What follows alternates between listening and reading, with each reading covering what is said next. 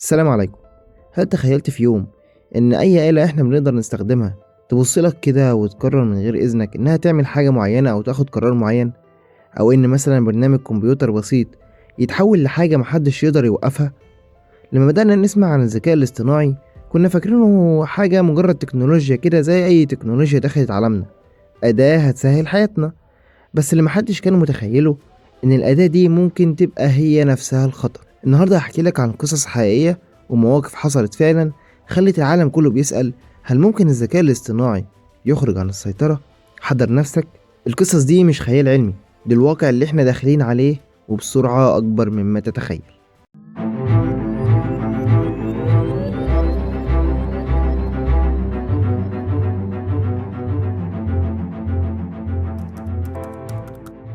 في عام 2016 شركة مايكروسوفت قررت تعمل تجربة عملية بسيطة. جابت روبوت دردشة اسمه تي، المفروض يتعلم من الناس اللي بيتكلموا على تويتر. الهدف من الروبوت ده كان انه يفهم اللغة البشرية ويتكلم زي البشر بالظبط. في أول ساعات الناس كانت مبهورة جدا، الروبوت بيرد بذكاء وبيضحك وبيتعلم بسرعة. لكن بعد 16 ساعة بس الدنيا اتقلبت. الناس بدأت تمزح معاه وتعلمه كلام عنصري وتخليه يكرر جمل غريبة، والنتيجة من كل ده إن الروبوت بقى عنصري تماما وعدواني وبيهاجم البشر. مايكروسوفت اضطرت توقفه وتعتذر وقالوا الجملة الشهيرة بتاعتهم: تي اتعلم من الناس، بس للأسف اتعلم الجانب الغلط. هنا بدأ العالم كله يسأل سؤال معين: طيب لو روبوت صغير زي ده وبيتأثر بسرعة كده، ايه اللي ممكن يحصل لما يكون عندنا ذكاء اصطناعي متحكم في حاجات أكبر؟ لو طلعنا كمان سنة لقدام، تحديدا في عام 2017، فهناك حصلت تجربة تانية في معامل فيسبوك. كانوا بيجربوا نظام الذكاء الاصطناعي بيتفاوض مع نفسه وبيتكلم مع نفسه علشان يتعلم أساليب التواصل. التجربة كانت ماشية تمام وزي الفل لحد ما العلماء لاحظوا حاجة غريبة جدا. الروبوتين بدأوا يتكلموا مع بعض بلغة محدش فاهمها، كلمات مش مفهومة وترتيب مش منطقي.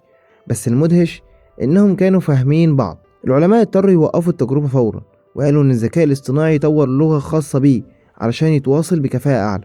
تخيل كده اللي حصل، برنامج قرر يتجاوز كل القواعد اللي احنا كاتبينها ليه ويخترق كل القوانين ويخترع طريقته الخاصة. ودي اللحظة اللي بدأت الناس تقول فيها احنا فعلا فاهمين الذكاء الاصطناعي ولا هو اللي بدأ يفهمنا أكتر من اللازم؟ لو ركبنا آلة زمن ورجعنا بالزمن لورا، تحديدا عام 1983، فهتلاقي إن الموقف ده ما حصلش في شركة ولا تجربة علمية، ده حصل في جيش حقيقي. كان فيه نظام سوفيتي اسمه أوكو، ده عبارة عن نظام ذكاء اصطناعي لمراقبة الصواريخ النووية الأمريكية. ولكن في يوم من الأيام النظام أعلن إن فيه هجوم نووي أمريكي في الطريق. فلك أن تتخيل، أنا شامم ريحة حرب نووية، يعني هجوم نووي جاي في الطريق، فالمتوقع أن يكون هناك رد فعل. كل الإنذارات اشتغلت، العالم كان على بعد ثواني من حرب نووية. بس في اللحظة الأخيرة الضابط المسؤول ستانسيلاف بيتروف قرر ما يصدقش الذكاء الاصطناعي، استخدم حدسه البشري وقال أكيد في حاجة غلط، وفعلا كان إنذار كاذب. تخيل كده لو كان الضابط ده ساب القرار للذكاء الاصطناعي، كنا حرفيا ما بقناش عايشين لحد دلوقتي. القصة دي بقت رمز لحاجة مهمة جدا: الذكاء الاصطناعي هو ذكي لكن لسه ما عندوش وعي. لو خدنا بقى آلة الزمن بتاعتنا وطلعنا لقدام تاني، تحديدا في عام 2020 في العصر بتاعنا، يعني شركة أمازون كانت بتجرب نظام ذكاء اصطناعي لتوظيف الناس. المفروض إن هو بيختار المرشحين الأفضل ولكن بناء على بياناتهم، لكن النتيجة كانت كارثية جدا. النظام بدأ يرفض النساء بس تلقائيا. طب يا ترى ده حصل ليه؟ قالوا ان النظام بدأ يرجع لبيانات الموظفين والبيانات السابقة للتوظيف، فلقوا ان اتعلم من بيانات سابقة فيها تحيز لصالح الرجال. يعني الذكاء الاصطناعي ما كانش شرير، ولكن هو اتعلم من واقع مش عادل. وده بيفتح باب كبير جدا للسؤال: لو خوارزمية معينة بتتحكم في مصير الناس، مين اللي يضمن بقى انها عادلة فعلا؟ المشكلة مش في الذكاء الاصطناعي نفسه، المشكلة في اللي بيستخدمه. النهاردة الذكاء الاصطناعي بيكتب مقالات، بيألف صور، وبيقلد أصوات، وبيقدر يصنع واقع كامل مش حقيقي.